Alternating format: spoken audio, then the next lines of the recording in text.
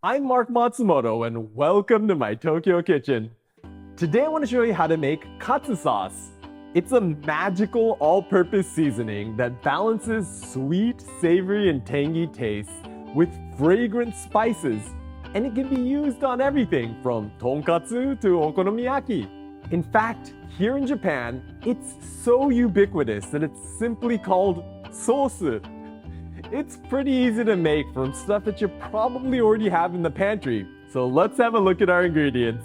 I've got a quarter cup of apple juice, a quarter cup of Worcestershire sauce. I'm using Lee & Perrins. A quarter cup of oyster sauce, a quarter cup of ketchup, a quarter cup of date syrup, but 3 tablespoons of honey will work as well, some ginger, and a half teaspoon curry powder.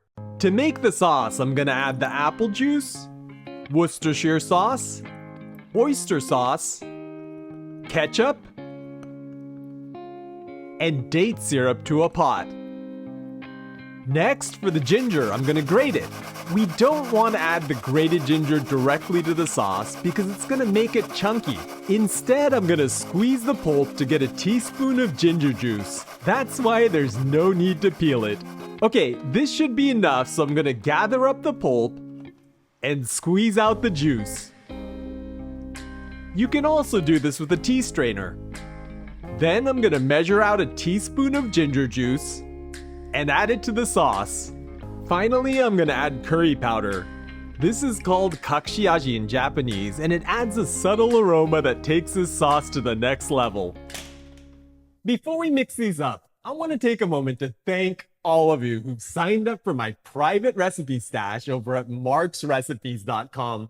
It's where I showcase easy original dishes like this cilantro lime potato salad, this spicy kimchi mapo tofu, or this crispy cheese mochi.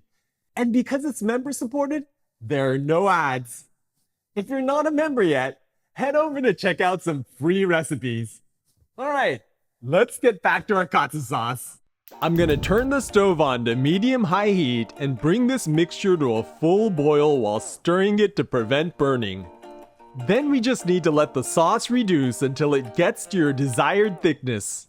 Here in Japan, we have a bunch of similar sauces that all evolved from Worcestershire sauce.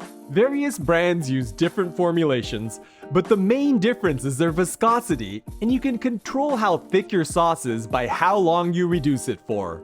I'm going for a moderately thick tonkatsu sauce today, so 3 to 4 minutes should be enough. And this is looking perfect. Now I'm just gonna transfer this to a container that'll make it easy to pour, and our katsu sauce is ready to serve. All right, let's try this katsu sauce out. I'm gonna pour a little bit extra on here. We'll get a nice crispy piece of katsu, get a bunch of sauce on there. Look at that. It's tangy, sweet, and spicy, which helps it cut through the richness of the fried katsu. But you also have this wonderful umami that boosts the flavor of the meat.